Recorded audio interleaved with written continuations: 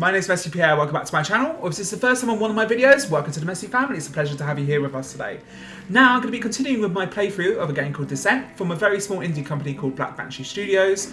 As always, I link to the game in the description, so please go support them, put some positive reviews, download the game, because I'm really enjoying it so far. I know a lot of you guys will enjoy it as well, so go show them some love. They're a small content creator, I'm a small content creator as well, so please show me some love as well. Like, comment, subscribe, come and join me on Twitch, come and join my friends on Twitch, because I stream about twice a week on my channel, twice a week on their channels, and yeah, just come and join the Messi family.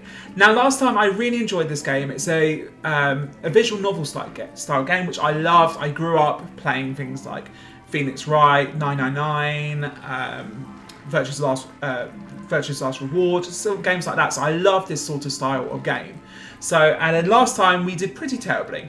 I think we chose all the wrong options. Now, if you haven't watched that episode, go watch that now, because I think there's going to be a part of there. You'll get some backstory. I will explain some things as we go along, but you will get more of the story if you go watch that video first. But yeah, I'm going to go through and I'm going to pick different options this time and see if we can uncover the truth behind this shady company. So let's make a start. Our name is still Messi. How did I end up outside of Monica? One moment I'm casually partying with her three friends. The next, I'm accepting a dare to sneak into this creepy facility. I should have sensed something was up, especially with the recent disappearances. Are you sure this is worth it? I mean, they seem like a pretty legit operation. Jenny scoffs loudly and reclines in the driver's seat as Brad peers over the passenger side. Tell that to the missing person cases that happen in the area. People go missing all the time. It doesn't mean a company we know nothing about is the culprit. Are you saying you don't believe Monica's behind the disappearances? What about what Joseph said? He's almost sure there's something going on here. You expect me to accept the facts from Joseph, the same guy who cracked the story in the school's expired lunch meat? What's his source anyway? My character's so sassy, I'm quite enjoying this. He knows a guy who works here, and he says weird stuff happens all the time. Ah yes, the random stranger who just happens to be employed at the place of suspicion. Listen, it's for good cause. Don't you want to expose the truth behind this place? You have no idea how many people you'll help by exposing them. This is such a huge opportunity for us to make a name for ourselves. Look, all you need to do is peek around, find anything that seems sketchy, pictures of the lab, documents, or even something that explains where their funding is coming from. Okay, this time I'm going to be angry. Last time we were understanding, we were sarcastic, but we're going to be angry this time, because that does seem to fit our character. I just find it odd that you both aren't joining me. Seems like the entire weight of this is on my shoulders. Some friends you are. You know I can't risk losing my scholarship for this. Perfectly fine for me to risk expulsion, though. You agreed to the dare, remember? Don't back out now. Whatever. I'll make it quick. Just be here when I return. You get out of the car and walk into the street. As you step onto the asphalt, your shoes sink into the puddle with a small splash. You are greeted with heavy rain falling onto your shoulders in an eerie silence. There's nothing like a good drunken dare on a Friday night. I should have followed my gut and bailed on the party like I always do. You stare up at a barely lit sign that reads, The Monica Innovation Centre. Fine, let's get this over with. You cautiously approach the building to pinpoint only two forms of entry. The first is the side door tucked towards the right side of the building, shrouded in darkness. The second being the main door, boasting a dimly lit entrance. Now I think what happened last time, I think we knocked on the main door. I wanted to go to the side door, but I think I didn't select it, so we just need to make sure we use the side door this time. Yeah, this looks different. You sneak around to the right side of the building, making sure to survey your surroundings. The side door is well hidden and seemingly unguarded, with no obvious alarm systems. You peek up to see a camera angled directly where you are standing, and you use your hood to shield your face. Well, here goes nothing. You pull your sleeve over your hand to avoid leaving behind any fingerprints, and you feel water soak through your sweatshirt. The handle clicks, but the door refuses to budge. Thinking on your feet, you attempt to use force and aggressively yank on it. The door creaks open with a little resistance. Okay. I was like, okay. As you sneak into the side door, you get a good look at the hallway spread out before you. To your right is a lobby resembling something you might find in a corporate building or even hotels. Your eyes suddenly fall upon a man sitting at a reception desk. Must be a night security guard. To your left, the hallway continues further into the building, tantalising unknown opportunities. You begin your approach towards the wall behind the security guard's desk, hoping he doesn't see or hear you sneaking behind him. As you get closer to him, you can hear a small voice talking in his direction. He's wearing earbuds, listening to something. Perfect, I don't need a distraction. You start to think, but then you see a lonesome keycard sitting on his desk that could be beneficial to your mission. Okay, we're not going to talk to him because we just spoke to him last time, and he loves a good podcast, so we don't want to disturb his podcast. Let's try and steal the keycard.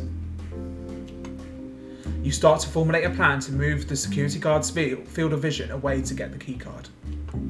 Looking around the desk, you notice a dark monitor, a cup with pens in it, sticky notes, files stacked neatly, as well as what you assume is his phone and some kind of journal. Under the desk, you see a waste bin as well as a wire leading into the desktop computer system, most likely for the monitor. A light bulb goes off in your head. You stealthily move towards the desk and reach your arm out to press the power button. Upon doing so, the lights flicker to life, and after a couple of seconds, the monitor lights up. The security guard throws his arms up to shield his eyes from the blinding light. He scoots his chair back to find the tower that powered the monitor on. As he does this, you quickly grab the keycard. You rush to the first corner you can hide behind, hoping the guard doesn't see you. After a few moments of silence, you release a sigh of relief while looking at the keycard now in your possession. You turn and start walking down the hallway. Okay, we're way too smooth. That's definitely not me. Further into the depths of Monaco, loud luminescence drones in the empty hall as lights flicker ever so often. Your footsteps feel like thunder in open space, though quickly interrupted by the whoosh of pressure releasing. You press closer to the wall, concealing yourself behind a vending machine as a lanky laboratory technician steps out of a sealed room. Wisps of mist briefly follow him out of the door as he slowly begins to close. Okay, last time we spoke to the lab tech, and he was basically like, do what you want. So we will sneak through the open door this time. The lab tech turns down the hall in the opposite direction while you slip through the metal door. The lab is strangely empty. Only half the lights are on, causing the slanting shadows to cross the room like prison bars. White walls, dark computer monitors, a few vials containing unknown substances, and a heavy thrum of PC fans and ventilation. Everything is so sterile. You try turning on a few of the computers, but they remain dormant. You come up to several rows of workbenches, their contents cleared away into mounted drawers. Beyond the benches, there's a shelf of lab equipment, vials of some dark liquid, Bunsen burners, droppers and syringes, and other tools that you've seen on TV but couldn't name. So last time we investigated the drawers, and we found out there was an entity that they were investigating. So let's investigate the lab equipment this time. The lab equipment is no less a mystery up close than it was from afar. The vials are another story though. The dark liquid bubbles from within, rising like the contents of a pop bottle. You take the vial, though you have no clue what its contents are or if it is at all dangerous. Strangely, it feels warm, and the bubbles cease to rise as you grip the tube. Next, I'll probably run into a guy with a spider on his chest. Okay. The shelf has a few other items of interest. You contemplate taking a Bunsen burner as a souvenir, but it's really not that impressive an item. There's not much more to discover here. A wooden office on the far end of the wall is labelled Head Scientist's Office. It's cracked open ever so slightly. To the left, a cylindrical container made of glass, though its contents are hidden by a thick coat of frost. Creepy frozen glass thing, dark and foreboding office. So last time we investigated frozen container, and that was the end of us. So let's look for evidence in the office. The office has little decoration. A group of filing cabinets sits on one wall, and some of its drawers have locks. The computer under the desk has a sticky note with a password. Wow, they need to invest in tighter security around here. Okay, should we use the computer? Let's use the computer. Getting into the computer is the easy part. The password conveniently labelled Jeff is live. Or J3FF15L1F3. Someone has a secret admirer. You open up the file browser on the computer. You skate right past 2021 finances and 2021 timesheets, but come to a few files that look promising. Okay, top secret. Must be. This folder contains only a single document full of hyperlinks. You click the first one. A cat video. This top secret folder has a hyperlink leading to a cat video. You click on the next hyperlink. Another cat video. Every link is a cat video. You wonder who might work in this office. Do they watch cat videos to pass the time? Suddenly, a really cute looking kitten in one of the videos falls asleep flat on its face. Oh my god. You find yourself falling down a rabbit hole of cute cat videos. You watch several before you're shocked out of your binge watch. Just then, a loud noise comes from the other room. Fearing you've been caught, you creep back into the lab. Back in the main laboratory, you quickly find the source of the noise. Below the counter, where the frozen container used to be, now rests a mess of glass and some strange blue liquid. As you approach, your senses are assaulted with something smelling strongly of acid. You lick your lips and attempt to swallow, your tongue abruptly dry with the taste of salt. Finally, you notice a pair of legs poking out from under the desk. As you peer around the desktop tower and shift the swivel tray, you find the same lab technician from earlier. He's lying flat on his back, his eyes staring straight up at the ceiling. Right as you're about to ask if he's okay, he lunges forward, standing up and latching onto your arms. The air between you begins to hum, a strange buzzing echoing in your mind. Join us. Join us. What? No, this isn't right. It's too soon. You have to go. It senses. It... The lab tech's face falls in shock and horror, but his suffering is easily silenced.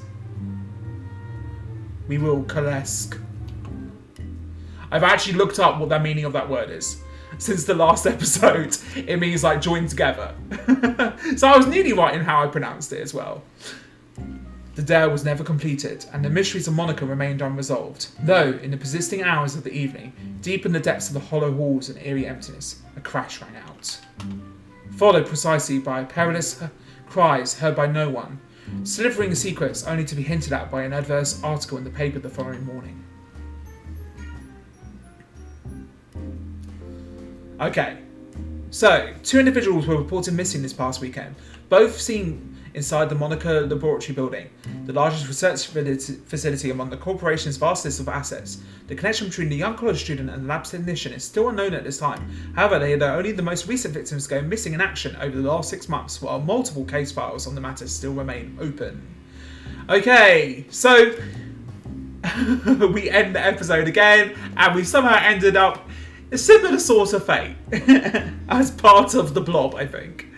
I'm really enjoying this actually. I think please go check out the company, give them some love, because I'm really enjoying this. It does remind me of sort of the Kyle Hyde, like dark noir sort of vibe of a visual style novel. But I'm really loving this game. I'm probably going to do one more episode and just see if I can come across the secrets, but I'm sure there's so much in there for you guys to explore if you want to. Please check them out from my description. But yeah, I've loved this. Thank you so much to the development team. Thank you so much for you guys for watching. As always, wishing you the best, happiness, luck, whatever you want in the world. See you soon. Best wishes. Mwah!